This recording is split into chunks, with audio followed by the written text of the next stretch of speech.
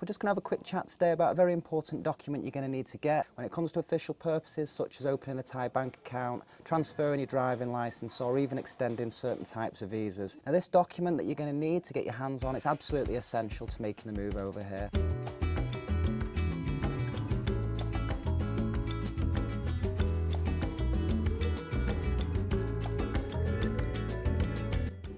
Welcome back to the channel, guys. Thank you so much for joining me. I really appreciate you all coming along and watching me, of all people, following my journey over here when I move over to Thailand. Look, we're just going to have a quick chat today about a very important document you're going to need to get. This is going to simplify your life when you make your move over to Thailand, okay?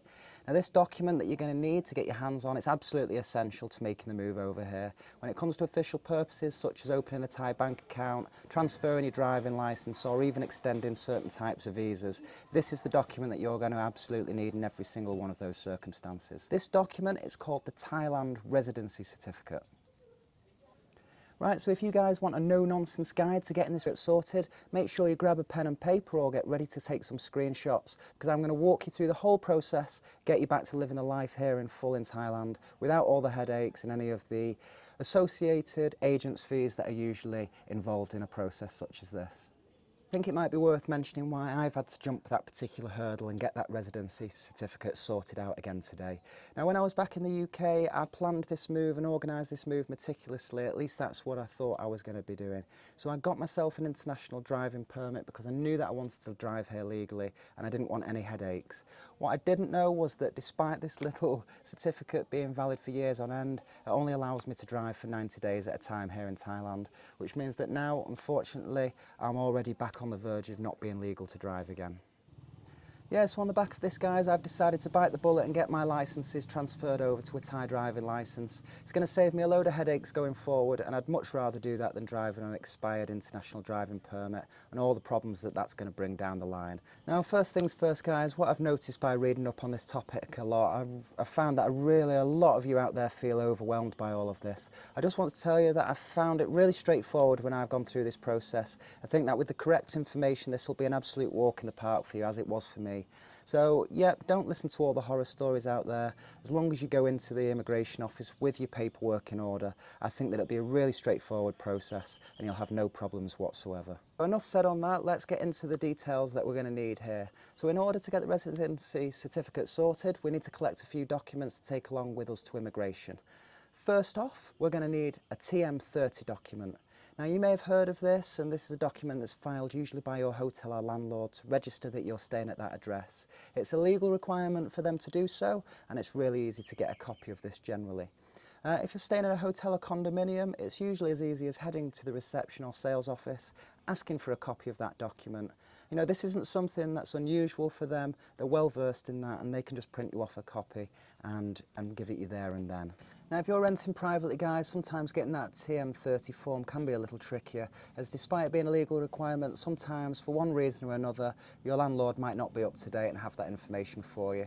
Now, if this is the case, you needn't worry. I'm going to include a link in the description below that's going to allow you to check up on your status and update it if it hasn't been done already. It's certainly worth doing ahead of time to make sure that there's no setbacks or delays later on there. Now this, using that link that I'm going to put in the description, that was great for us, as each and every time we need to get that TM30 sorted, we're able to print a copy of that document out for ourselves at home, and we can have it on hand whenever and as ever we need it. Right, second up, guys, you're going to need to get yourself some photocopies of your passport information page, your most recent entry stamp page, and if you also don't have access to a printer or photocopier, I would say that if you head down to any local mall in your area, they always tend to have a printer shop in there that's worth getting a couple of copies of each at a time. Now, thirdly, what you're going to need to get, guys, is a copy of your current up-to-date visa. Nowadays, this is usually an e-visa that you can either print out a copy of or use the original printout that you used to enter the Kingdom of Thailand in the first place. Now, if you can't get copies of these at any mall or anything beforehand, there is usually a copy machine at immigration that can do this for you, but it certainly helps to be prepared in advance and try to get there with everything in order, just to make the process simpler and faster for yourselves. Right guys, so I have heard stories of people getting the residency certificate on the back of a visa exemption stamp, but it is my understanding that the minimum acceptable would be a 60-day tourist visa. Now you don't need to worry about that, as long as it's still valid, it's still acceptable to immigration, but imagine many of you were on retiree visas or etc, which should simplify this process for you. Next up is to bring a copy of your lease agreement. Now if you're renting here long term, this should be easy to do, but if you have an agreement with your landlord but no official lease, a letter from your landlord with a copy of their ID often works in its replacement.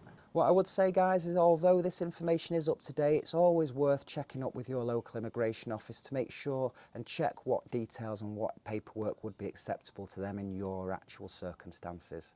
Lastly guys, you're going to need to provide 2 passport size photos that can be put on your application form. One will be attached to the application form that you need to hand in, and the second will be attached to the residency certificate that you will receive afterwards. It's always worth keeping a couple of these photos on hand, but once again, if you struggle for any reason, immigration do generally have a machine available that you can use, but if you can come prepared, that certainly will speed up the process for yourselves down the line. Okay, and that's it guys. If you head down to your local immigration office from there and book yourself in or grab a ticket and get in line, you're going to be asked to fill out an application form for the residency certificate. Really easy, and I'm going to put up a copy of this as well so you can have a look at it here, get yourself prepared before you arrive at the office. Okay, so as you can see from the form guys, it's pretty self-explanatory. There are a few points of interest that can confuse people here, and I'm going to point those out for you. Firstly, on the top right of the form, you'll see the words written at. This here, you're meant to enter the actual name of the immigration office that you're attending, and obviously that does vary. Now on the third line of the main body of text to the right hand side, you'll notice the arrival card number, the TM6 entry card. Now if you've travelled to Thailand in the past, you may recall having to fill this out at the airport before entering. You'll be very pleased to know that this particular little bit of red tape has been removed now, and you can just leave that entry blank on that form for you. Now finally, about halfway down the page guys, it asks you to state the reason for your applying for your residency certificate.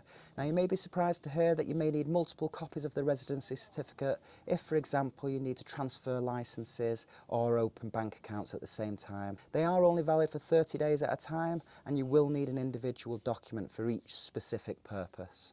Okay, so once you have that form complete and you have all the associated documents needed ready, depending on how many certificates you need, generally from here it's a stress-free process.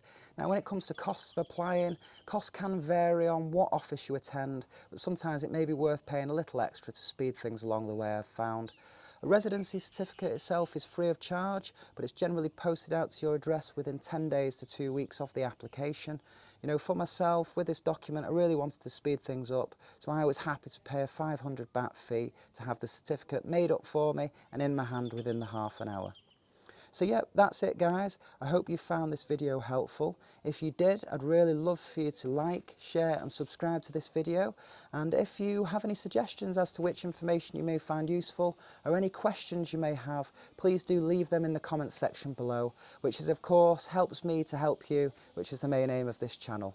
So yeah, thank you once again guys. Thank you so much for joining me. Take care, and I'm going to see you on the next one. Bye bye for now.